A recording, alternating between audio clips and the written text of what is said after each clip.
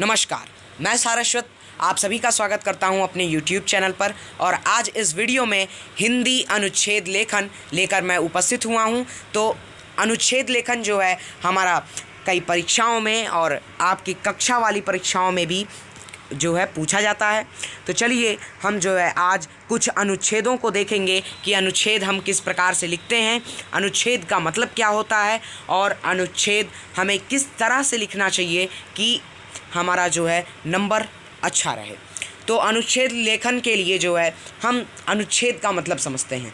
अनुच्छेद का मतलब कि आपको एक शब्द दिया होता है जिसके बारे में आपको फुल डिटेल मतलब पूर्ण रूप से जानकारी देनी होती है उस अनुच्छेद के माध्यम से। अनुच्छेद का बोलें तो पैराग्राफ, ठीक है।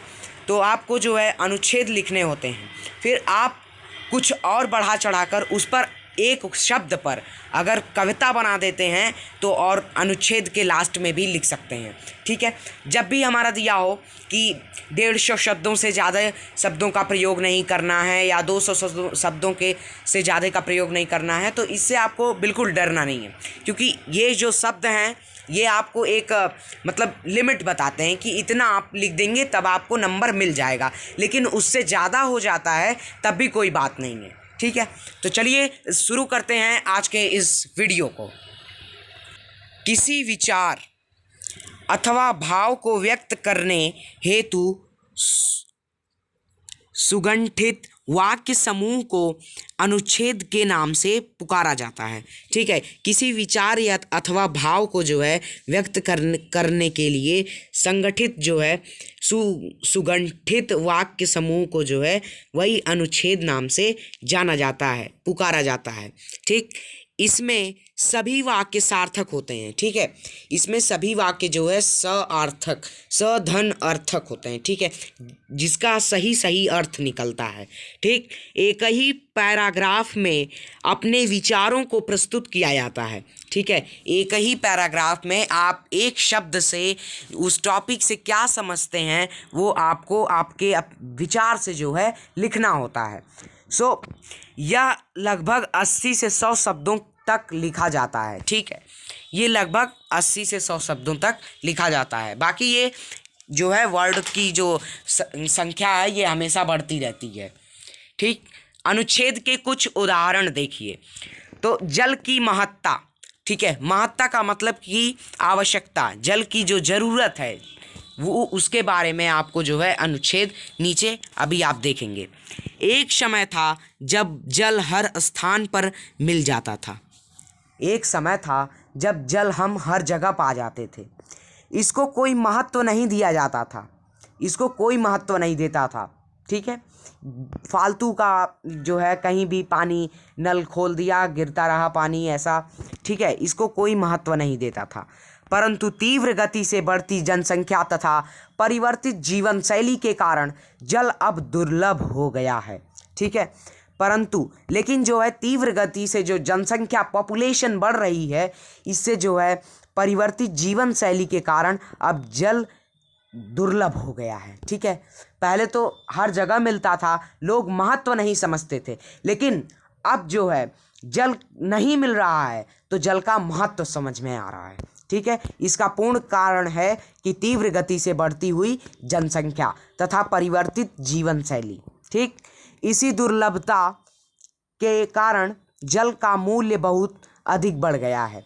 इसी दुर्लभता मतलब जो है इसी के कारण जो है हमारा जो जल का भाव है ये भी बढ़ गया है, ठीक है। इसका लोग जब ज़्यादा ज़रूरत होती है किसी चीज़ की तो उसका जो भाव होता है वो भी आसमान छूने लगता है, ठीक। अब जल की मांग सिंचाई के साथ साथ उद्योग एवं घरेलू उपयोग के लिए भी बढ़ गई है, ठीक है। जल की जो मांग है वो अब सिंचाई के साथ साथ जो है अब जो उद्योग और घरेलू उपयोग के लिए भी जो है जल की मांग बढ़ गई है। जल एक बहुमूल्य संसाधन बन गया है, ठीक है। जल एक जो है बहुमूल्य संसाधन है, ठीक। नगरों में ग्रामीण क्षेत्रों की उपेक्षा इसकी आवश्यकता भारी मात्रा में है, ठीक है। नगरों तथा ग्रामीण क्षेत्रों में उपेक्षा किसकी उपेक्षा? जल की उपेक्षा जो है भारी मात्रा में है, मतलब ज़्यादा लोग जो है इसकी जो है उपेक्षा करते हैं। ग्रामीण क्षेत्रों में जिस जल का उपयोग किया जाता है उसमें कई दूषित पदार्थ पाए जाते हैं। ग्रामीण क्षेत्रों में जिस जल का उपयोग लोग करते हैं उसमें बहुत सारे दूषित पदार्थ, मतलब कि जो पानी को दूषित कर देते हैं, बेकार कर देते हैं, ऐसे पदार्थ पाए जाते हैं। अतः जल को स्वच्छ करने की व्यवस्था होनी चाहिए। इसलिए जो है जल को स्वच्छ करने के लिए इसकी व्यवस्था सरकार को करनी चाहिए। हम भी अपने से करें। हम पानी को कहीं देखें तो जो है जो नल से गिर रहा पानी है, नल को हम बंद कर दें और कहीं भी कचरा उसमें ना फेंकें जल में, ठीक है। तो इस तरह से हम भी जो है दूषित जल को रोक सकते हैं, ठीक।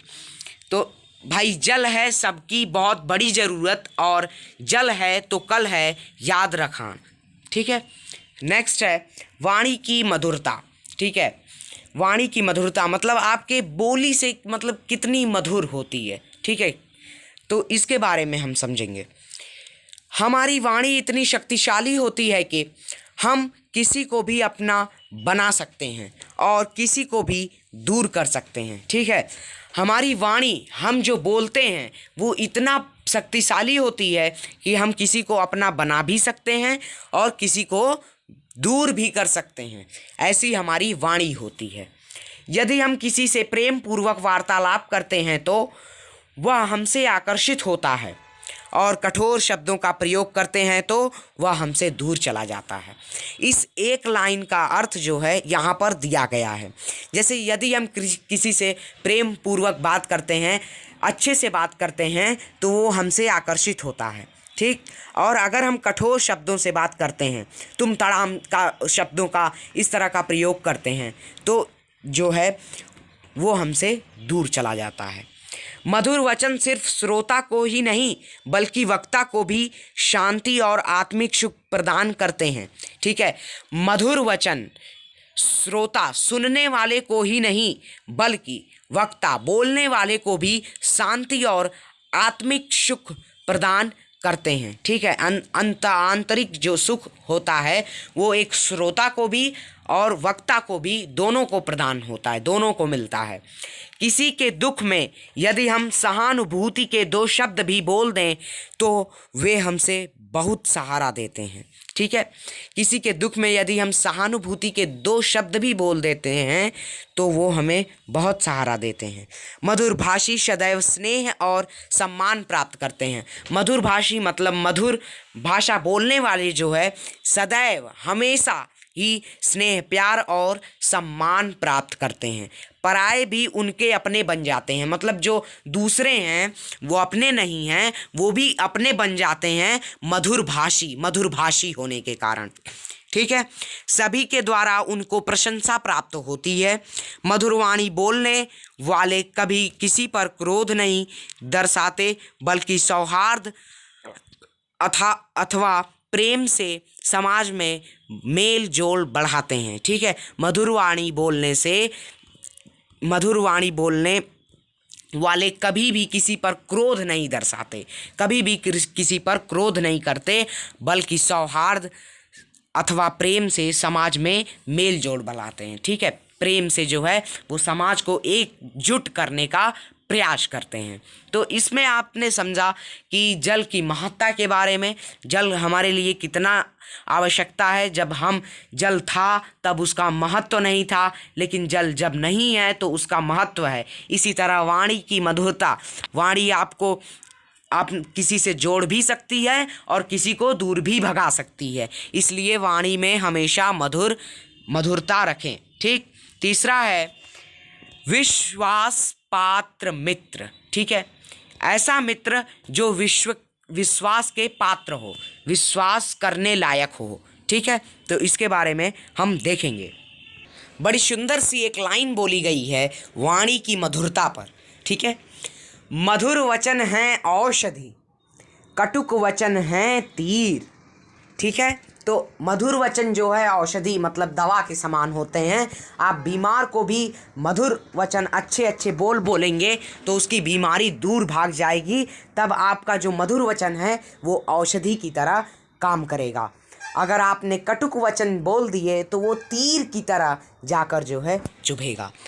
अब हम देखेंगे विश्वास पात्र मित्र के बारे में जो अनुच्छेद है इसको हम देखेंगे। ठीक, विश्वास पात्र मित्र जीवन में एक औषधि है। ठीक है, विश्वास पात्र मित्र जीवन में एक दवा के समान है। ठीक है, दवा है।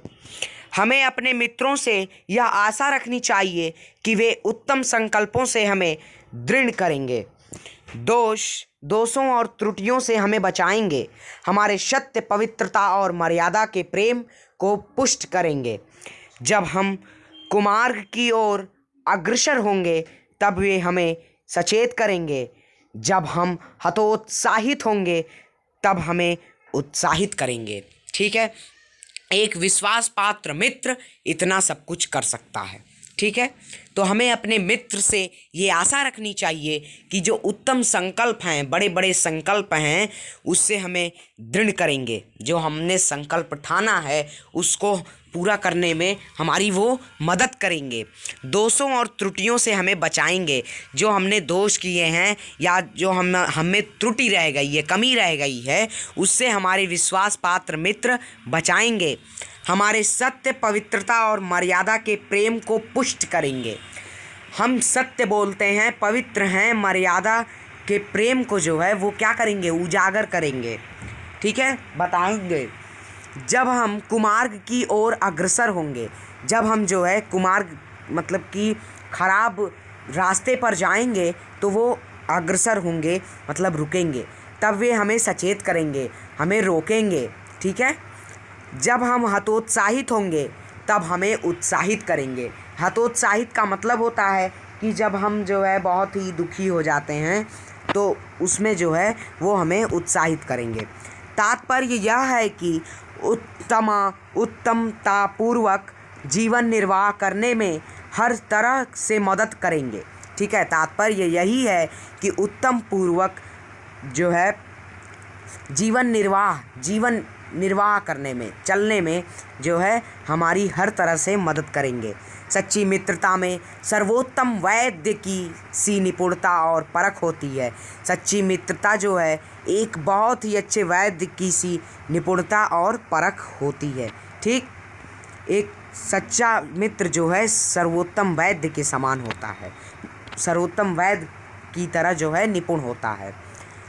अच्छी से अच्छी माँ के समान धैर्य एवं स्नेह होता है।